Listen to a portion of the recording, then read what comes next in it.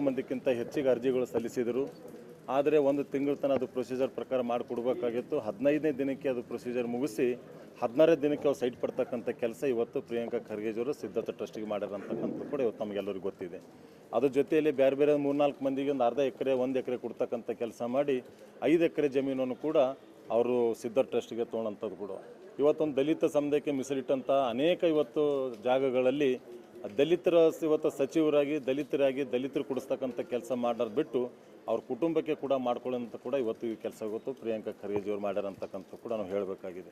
ಅದ್ರ ಜೊತೆಯಲ್ಲಿ ಇವತ್ತು ಅನೇಕ ಹಗರಣ ಕಾಂಗ್ರೆಸ್ ಸರ್ಕಾರ ಬಂದ ಮೇಲೆ ಅನೇಕ ಹಗರಣಗಳು ಬಿಟ್ಟರೆ ಬಾಕಿದೇನಿಲ್ಲ, ಬರೀ ಹಗರಣ ಒಂದೇ ಇವತ್ತು ನಡೀತಕ್ಕಂಥದ್ದು ಕೂಡ ತಾವೆಲ್ಲರೂ ಕೂಡ ನೋಡಿದ್ದೀವಿ.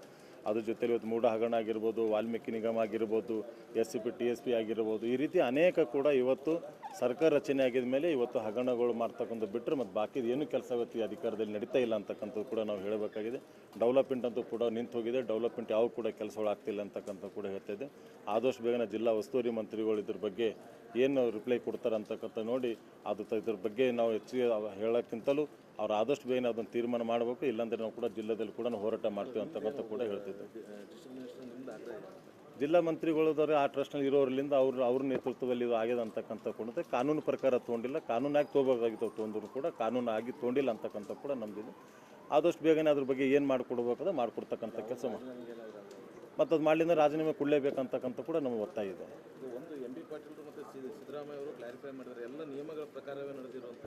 ನಿಯಮಗಳು ಆಗಿಲ್ಲ ಅಂತಕ್ಕಂಥದ್ದು ಕೂಡ ನೀವು ಇವತ್ತು ಅಪೋಸಿಷನ್ದಲ್ಲಿದ್ದು ನಿಯಮ ಅನುಸಾರ ಆಗಿಲ್ಲ ಅಂತಕ್ಕಂಥದ್ದು ಕೂಡ ನಮ್ಮದಿದೆ. ನಾವು ಅದಕ್ಕೆ ನಾವು ಕೂಡ ಇವತ್ತು ಮಾತಾಡ್ತಕ್ಕಂಥದ್ದು ತಿಳ್ಕೊರ್ ಸಾಬ್ರು ಮಾತು. ಯಾಕೆ ಅಂದರೆ ಅನೇಕ ಜನರಿಗೆ ಗೊತ್ತೇ ಇಲ್ಲ. 14 ದಿನ ಯಾವಾಗ ಕರೆದ್ರೋ, ಎಲ್ಲಿ ಕರೆದ್ರೋ, ಹೇಗೆ ಕರೆದ್ರೋ ಗೊತ್ತಿಲ್ಲ. ಅನೇಕ ಜನರು ಅಳಲು ತೋಡ್ಕೊಳ್ತಾ ಇದ್ದಾರೆ. ಅನೇಕ ಜನ ದಲಿತರಿಗೆ ಈ ರೀತಿ ಅನ್ಯಾಯ ಆಗ್ತಾ ಇದೆ. ಹಾಗಾಗಿ ನಾವು ಹೇಳೋದಿಷ್ಟೇ, ನೀವು ದಲಿತರ ಈಗ ಹಣವನ್ನು ನುಂಗಿದ್ರಿ, SC ST ಕಾರ್ಪೊರೇಷನ್ನಲ್ಲಿರೋಂಥ ಹಣವನ್ನು ನುಂಗಿದ್ರಿ, ಅವರಿಗೆ ಅಭಿವೃದ್ಧಿಗಾಗಿ ಮೀಸಲಿಟ್ಟ ಹಣವನ್ನು ಡೈವರ್ಟ್ ಮಾಡಿದ್ರಿ. ಇವತ್ತು ದಲಿತರ ಬಗ್ಗೆ ನಿಮ್ಮ ಏನು ಸ್ಟ್ಯಾಂಡ್ ಇದೆ ಅನ್ನೋಂಥದ್ದನ್ನು ಕೂಡ ಇವತ್ತು ಕ್ಲಿಯರ್ ಮಾಡಬೇಕಾಗತ್ತೆ.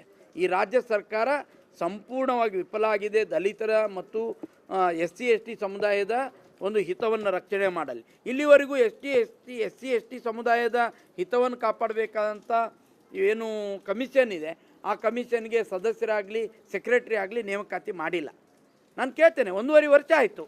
ಮಾನ್ಯ ಖರ್ಗೆಜಿಯವರೇ, ನಿಮಗೂ ದಲಿತರ ಬಗ್ಗೆ ಭಾಳ ಕಾಳಜಿ ಇದೆಯಲ್ಲ, ಯಾಕೆ SC ST ಕಮಿಷನ್ಗೆ ಇಲ್ಲಿವರೆಗೂ ನೀವು ಸೆಕ್ರೆಟರಿ ಆಗಲಿ ಮೆಂಬರ್ಗಳನ್ನಾಗಲಿ ನೇಮಕ ಮಾಡಲಿಕ್ಕೆ ಆಗಿಲ್ಲ?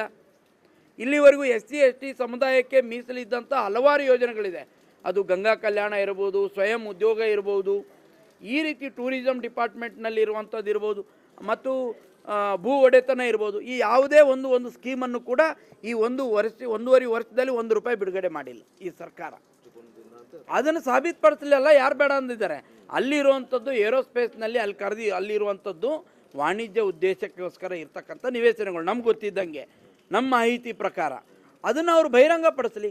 ಮತ್ತು ವಾಣಿಜ್ಯ ಉದ್ದೇಶಕ್ಕೆ ಎಷ್ಟು ಜಮೀನು ಬೇಕು, ಸಾರ್ವಜನಿಕ ಉದ್ದೇಶಕ್ಕೆ ಎಷ್ಟು ಜಮೀನು ಬೇಕು ಅನ್ನೋದು ಎಲ್ಲರಿಗೂ ಗೊತ್ತಿದೆ. ಒಂದು ಶಾಲಾ ಕಾಲೇಜ್ ನಡೆಸಬೇಕು, ಒಂದು ಇನ್ಸ್ಟಿಟ್ಯೂಷನ್ ನಡೆಸಬೇಕು ಅಂದರೆ ಎಷ್ಟು ಬೇಕು ಅನ್ನೋಂಥದ್ದು 5 ಎಕರೆ 10 ಎಕರೆ ಬೇಕಾಗಿಲ್ಲ. ಮತ್ತು ಯಾವುದೋ ಒಂದು ವಾಣಿಜ್ಯ ಉದ್ದೇಶಕ್ಕೆ ಅಲ್ಲದೆ ಇರುವಂಥದ್ದನ್ನು 5 ಕೋಟಿ 10 ಕೋಟಿ 20 ಕೋಟಿ ಖರ್ಚು ಮಾಡಿ ಅದನ್ನು ತಗೊಳ್ತಕ್ಕಂಥ ಅವಶ್ಯಕತೆ ಕೂಡ ಯಾರಿಗೂ ಇರೋದಿಲ್ಲ. ಯಾಕಂದರೆ ಅದನ್ನು ಸಾರ್ವಜನಿಕ ಕೆಲಸಕ್ಕೋಸ್ಕರ ಬಳಸ್ತಕ್ಕಂಥದ್ದು. ಸರ್ಕಾರ ಕೂಡ ಆ ಸಂದರ್ಭ ಬಂದಾಗ ಅದನ್ನು ನಿಯಮವನ್ನು ಮೀರಿ ಕೂಡ CA ಸೈಟ್ ಅಂತೇಳಿ ಅವರಿಗೆ ಕಡಿಮೆ ಹಣದಲ್ಲಿ ಅಲಾಟ್ ಮಾಡ್ತಾರೆ.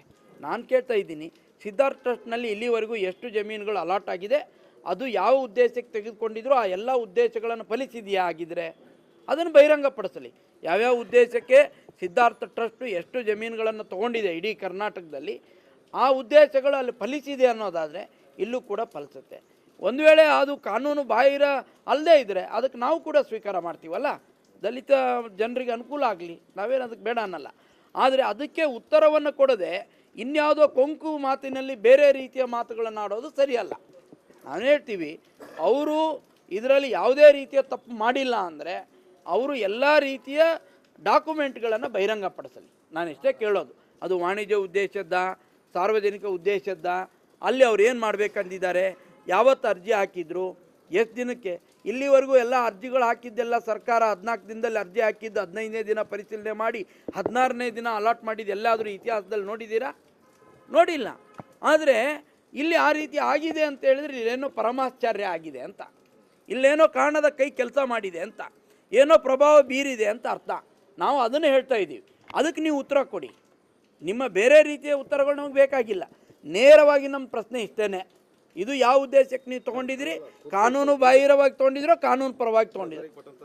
ಉತ್ತರಗಳಲ್ಲ, ಡಾಕ್ಯುಮೆಂಟ್ ಕೇಳ್ತಾ ಇದ್ದೀವಿ. ನೀವು ಅದನ್ನು ಇವರು ಕೊಡಬೇಕಲ್ಲ, ನಾವು ಅದನ್ನೇ ಕೇಳ್ತಾ ಇದ್ದೀವಿ. ಉತ್ತರ ಕೊಟ್ಟಿದ್ದಕ್ಕೇ ಇವತ್ತು ರಾಜ್ಯಪಾಲರ ಹತ್ರ ಮೂಢ ಹಗರಣದಲ್ಲಿ ಏನಾಗಿದೆ ಎಲ್ಲರಿಗೂ ಗೊತ್ತು. CM ಅವರು ನಾನೇನಿಲ್ಲ ಅಂತ ಹೇಳ್ಕೊಂಡು ಬಂದೆ. ಇವತ್ತು ದಿನ ಒಂದೊಂದು ಹೊರಗಡೆ ಬರ್ತಾ ಇದೆ ಡಾಕ್ಯುಮೆಂಟ್ಗಳು. ಅದನ್ನು ಹಂಗೇನೆ ಹೇಳ್ತಾರೆ. ಮತ್ತೆ ಯಾರಾದರೂ ಮಾಡಿದ್ದು ನಾವು ಮಾಡಿದ್ದೀವಿ ಅಂತ ಹೇಳೋಕ್ಕಾಗತ್ತಾ? ಅವರು ಅದನ್ನೇ ಸಮರ್ಥನೆ ಮಾಡ್ಕೊಳ್ಬೇಕು. ನಾವು ವಿರೋಧ ಪಕ್ಷವಾಗಿ ಅವ್ರ ತಪ್ಪುಗಳನ್ನು ಎತ್ತಿ ತೋರಿಸುವಂಥ ಕೆಲಸ ನಾವು ಮಾಡಬೇಕು. ಇದು ನಮ್ಮ ಕರ್ತವ್ಯ. Thank you. ಇವತ್ತು ಭಾರತೀಯ ಜನತಾ ಪಾರ್ಟಿಯ ಮೇಲ್ಮನೆ ವಿರೋಧ ಪಕ್ಷದ ನಾಯಕರಾದಂಥ ಚಲುವಾದಿ ನಾರಾಯಣಸ್ವಾಮಿ ಅವರು ಮಾನ್ಯ ರಾಜ್ಯಪಾಲರಿಗೆ ಭೇಟಿಯಾಗಿ ಮೂಢ ರೀತಿಯಲ್ಲಿ ಇನ್ನೊಂದು ಹಗರಣ ನಡೆದಿದೆ, ಅದರದ್ದು ತನಿಖೆ ಆಗಬೇಕು, ತಪ್ಪಿತಸ್ಥರಿಗೆ ಶಿಕ್ಷೆ ಆಗಬೇಕು ಮತ್ತು ಈ ತಪ್ಪಿನಲ್ಲಿ ಕಾರಣೀಭೂತರಾದಂಥ ಪ್ರಿಯಾಂಕಾ ಖರ್ಗೆ ಅವ್ರನ್ನ ಸಂಪುಟದಿಂದ ಕೈ ಬಿಡಬೇಕು ಅಂತಕ್ಕಂಥ ಒತ್ತಾಯವನ್ನು ಮಾನ್ಯ ಚಲುವಾದಿ ನಾರಾಯಣಸ್ವಾಮಿ ಅವರು ಮಾಡಿದ್ದಾರೆ.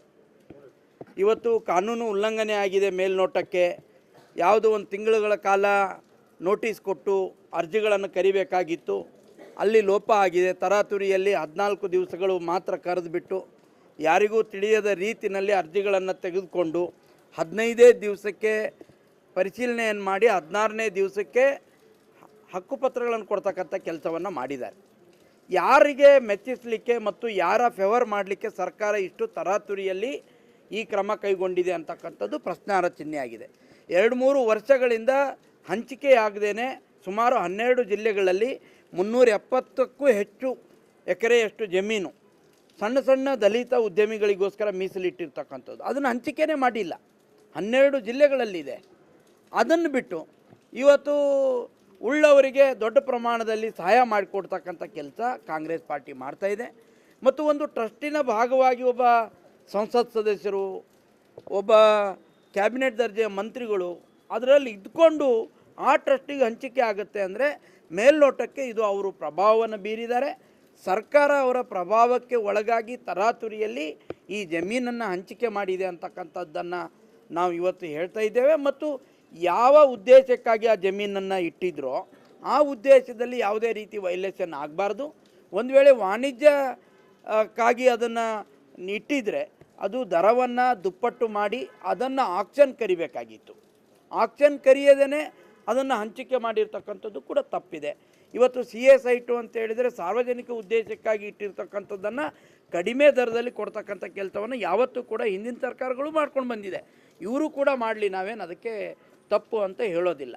ಆದರೆ ವಾಣಿಜ್ಯ ಉದ್ದೇಶಕ್ಕಾಗಿ ಒಂದು ವೇಳೆ ಕಾಯ್ದಿರ್ತಕ್ಕಂಥ ಒಂದು 5 ಎಕರೆ ಜಮೀನನ್ನು ಒಂದು ಟ್ರಸ್ಟ್ ಯಾವುದೇ ರೀತಿಯ ವಾಣಿಜ್ಯ ಉದ್ದೇಶಕ್ಕಾಗಿ ಕೆಲಸವನ್ನು ಮಾಡೋದಿಲ್ಲ. ಹಾಗಾಗಿ ಇದ್ರ ಬಗ್ಗೆ ಕೂಡ ಕ್ಲಾರಿಫಿಕೇಷನ್ ಕೊಡೋದನ್ನು ಬಿಟ್ಟು ಬೇರೆ ಮಾತುಗಳನ್ನು ಮಾನ್ಯ ಖರ್ಗೆ ಅವರು ಮಾತಾಡ್ತಾ ಇದ್ದಾರೆ. ನಾವು ಅವ್ರಿಗೆ ವಿನಂತಿ ಮಾಡ್ತೀವಿ, ನೀವು ನ್ಯಾಯಯುತವಾಗಿ ಇದನ್ನು ಪಡ್ಕೊಂಡಿದ್ರೆ ಹೇಗೆ ನ್ಯಾಯಯುತವಾಗಿ ಪಡ್ಕೊಂಡಿದ್ದೀರಿ? ಇಲ್ಲಿ ವಾಣಿಜ್ಯವಾದಂಥ ಕೆಲಸಗಳನ್ನು ನೀವು ಮಾಡೋದಿಲ್ಲ ಅನ್ನೋದಾದರೆ ಇನ್ನೂ ಇತರ ದಲಿತರು ಯಾರ್ಯಾರು ಅರ್ಜಿ ಸಲ್ಲಿಸಿದ್ರು ಅವರೆಲ್ಲರಿಗೂ ಕೂಡ ಜಮೀನುಗಳನ್ನು ಕೊಟ್ಟಿದ್ದೀರಾ? ಇಡೀ ರಾಜ್ಯದಲ್ಲಿ ಎಷ್ಟು ಜನ ಚಿಕ್ಕ ವ್ಯಾಪಾರಸ್ಥರಿದ್ದಾರೆ ದಲಿತರು, ಅವ್ರ ಪರವಾಗಿ ನಿಮ್ಮ ದನಿ ಏನು ಅನ್ನೋಂಥದ್ದನ್ನು ನಾನು ಪ್ರಶ್ನೆ ಮಾಡ್ತೀನಿ ಇವತ್ತು.